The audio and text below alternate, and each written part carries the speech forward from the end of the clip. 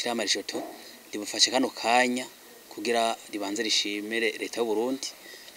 ukuntu yabonye yakiriye impunzi zari zivuye mu Kongo mu ntambara y'ikora mu seruko hisunzwe amategeko mpuzamakungu akinga gateka kazina muntu kuko umuntu nawe w'impunzi ahumara umuntu arafise uburenganzira kuronka ahungira arafise uburenganzira kuronka ibi vyangombwa mu gihe bari impunzi. Ikintu cyatunejeje cyane twakengurutse nukuntu twabonye n'aba polisi bari bavuye mu gihugu ca Kongo bahunze bafise n'ibigwanisho n'imiduga y'u Burundi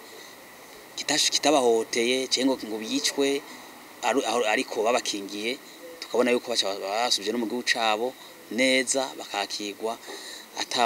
atawo tubonye afashwe yishwe agiriwe nabi canke ahotewe. Ikindi dukenguruka cyane byagiye biravugwa bica ku marizo sosiyo twakwikirana mu magroupe ya WhatsApp aho twabona amagroupe amwe ahamagarira urwankano canke gutoteza bamwe bivanye n'igihugu bakomokamo aho twabona bamwe bamagara ngo mubare ngo hari abantu bakoraho bameze uku abandi bava mu gihugu iki ariko leta y'u Burundi twabonye yuko yabyifashemo neza ivyaca ku marizo sosiyo byose vyerekana yuko agomba habe ingwano hagati y'igihugu cy'u Burundi n'u Rwanda aho byaca bigomba gufatana yuko abarundi n'abanyarwanda bo bari mu gihugu cy'u Burundi bofatwa nabe ko tukabona igihugu cy'u Burundi cyayifashemo neza mbere bakabanda baho nk'abantu kwabana ibigo bayeho abakora mu buzi butandukanye n'umubare atashoboye kwirukanwa cyangwa ahotewe cyangwa yicwe twege turabikenguka mu ishamwe hane yo tubagega mu Rishoto. Iyo ni intambwe ikomeye tweka yuko umunsi mu Burundi agateka kazina muntu kifashe neza ndetse aho twabonye yuko atabantu bashoboye guhagarikwa gupfungirwa ubusa bivanye n'ivyo twako turumva bivuga mu karere k'ubuseruko byabiteye ubwoba. Kuri ico turasaba leta y'u Burundi gukomeza kubahiriza agateka kazina muntu ntihagire umuntu ashobora gupfungirwa ubusa kandi turasaba leta y'u Burundi yuko yogerageza impunzi zihungiye mu gihugu hagati zigakingirwa cyane umutekano wazo ndetse igakora n'amakungu kugira ngo ivyankenerwa biboneke. Ikindi naco turaha ikindi tubona gishobora guhunganya agateka kazina muntu twabonye leta bakorera ko abana bakiri bato ubu barevye amashuri muri izo kambi n'amashuri ahari abakenyezi n'abagabo n'abana bose babana hamwe. Rero turasaba yuko ishiraho intumbero bose amashuri aho bashobora kwiga nabo bandanye biga. Twarusaba rero amakungu yo kurikirana cyane kugira abahunze b'abakongomani bashobore kuronka ibafasha kandi batandukanye imiryango n'abantu usanga bari hamwe kuko hashobora kubamo n'ibihunganye bateye akazina muntu nk'amaviole gufata ku nguvu bishobora kuba hagati yabo n'amakungu yofasha kugira ngo muri kano karere ka Afrika buseruko izi ntambara ziguma ziba kuko zituma batubona ihohoterwa ry'akimwa muntu riguma riba tukabona abantu bangara bicwa kwizi ntambara zo zirahagarara hakaba umumvikano. Mu gisanzwe impunzi zimwe z'abakongomani ziranka kuja hagati mu gihugu kifuza ko zoguma mu makambi yegereye igihugu cabo. Twe tubaza yuko umuntu yahunza guma uburenganzira bwo kwidegemvya boreka bakabashira ikambi aho biyumva bonyene kuko nari yavuga ati ibintu byo genda neza tugasubira inyuma byoroshe. Ndumva yuko ata muntu ivyo guhohotera impunzi ngo tuyijana ku nguvu oya ahubwo impunzi bozereka mikambi bipfuza zegere igihugu cabo mugabo twovuga ngo impunzi zigume ziyereza hagati mu gihugu nibazishire hamwe cyabibaho no kugira ngo nabafasha bashe kubafasha byoroshe. Nko ku munsi wa kane twashitse ku rubuga mu ntaki bitoki turaca n'igihanga muri Bubanza twarasanze heshi hari sukurike byukuri kwaraba abana baraho hantu n'abana bose n'abavyeyi babo hashobora kuba ingorane z'amagara mabi abantu batangwa no gupfa bishwe n'ibiza. Turasaba yuko nk'ishami OMS naryo rigerageza gufasha kugira ngo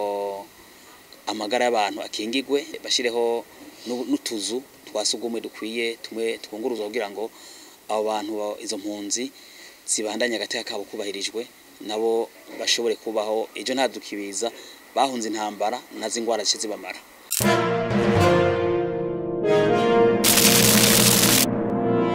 Ishirahamwe ya Rishoto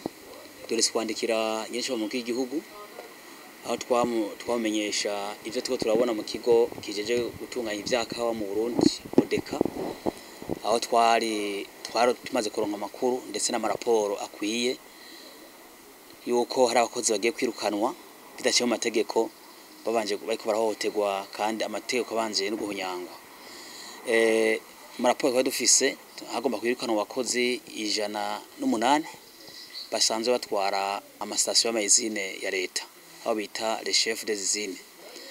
Bose bafashe kibiraho kugira ngo birukanwe bataravye umwe wese icafise mu gihe tuza amategeko y'u Burundi kugira umukozi yirukanwe hisungwa amategeko. Hayamaze kuba cyo bita recrutement kugomba kwinza abakozi bashasha muri ico kigo basubirira kandi tuzuza amategeko. Tumaze gutohoza tugaca hirya no hino niho twandikiye nyinshi mu mukuru w'igihugu.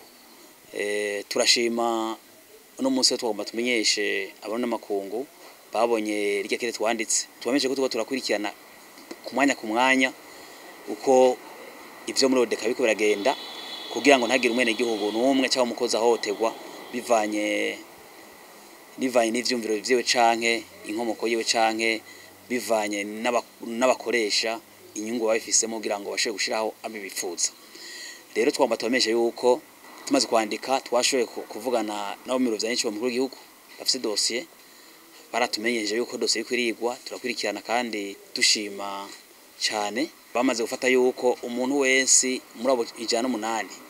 aribo bategeza gusubizwa mu kazi kiretse umuntu yoba afise itonga ikosa yafatanywe riboneka ryanditse nk'uwivye. Twamaze kuba dufise amakuru n'amaraporo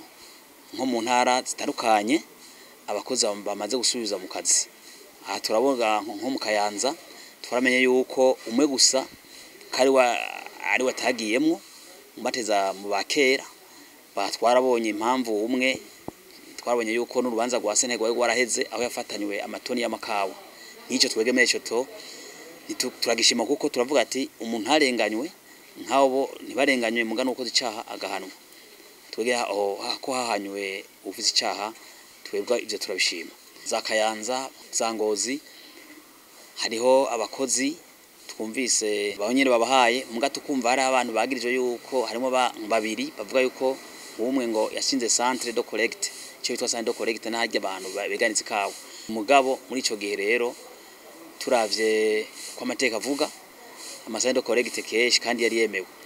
Muri ico gihe rero ijambo Rishoto rero risaba Odeka ndetse n'umugwi wanyenisho mukuru w'igihugu uri kurakurikirana ico kibazo ndetse n'ubushikiranganje Odeka twagwamwo mu bidukikije n'uburi n'ubworozi kuri ikibazo ca Odeka bikwikiranira hafi kugira ntagire umukozi yirukanirwa ubusa mu zintara zose abakozi bose baje mu kazi kabo kandi rukitima bagize idahuye n'ukuri ije guhunyanga uburenganzira bw'umuntu ifutwa nkuko twabivuze hakigwa umwe kumwe ufise icaha ahanwe muga abantu bose ntibacahanirwa kivunga. Aho twatanga karorero nkuko usanga iki ca Odeka besha aba batwara ama ezine ya leta bariko barazira cyane birikwa ko kubera n'inzego za Odeka nkuru kubera hariho ama ezine yabigenga privé ariko agashingwa n'abantu bashinga bakorana nabo batwara Odeka kugira ngo ku nyungu zabo kugira ngo bikunde mu privé maze kuronka bace bakorana muri Odeka ugasanga akawa ka leta kaje muri izina ya leta wawo muri Odeka bagaca bafata bagagakorora nka bidahwiye nzo twatoje bakagashira nko kuri 50% ariko akaba privé bigenga 90% kubera hariho kuganira bifateniye uza barafumba kutishwa. Cyo turagigaya kandi gatera kamo nyinshi mu gihugu yuko ikintu ca Odeka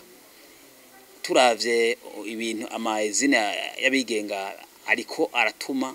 igihugu cyacu Burundi gisubira inyuma kandi igihugu cibwa n'abene ivyo tunza abene igihugu. Ati gute kugira kawa kaboneke leta ije mutaye gutanga ifumbire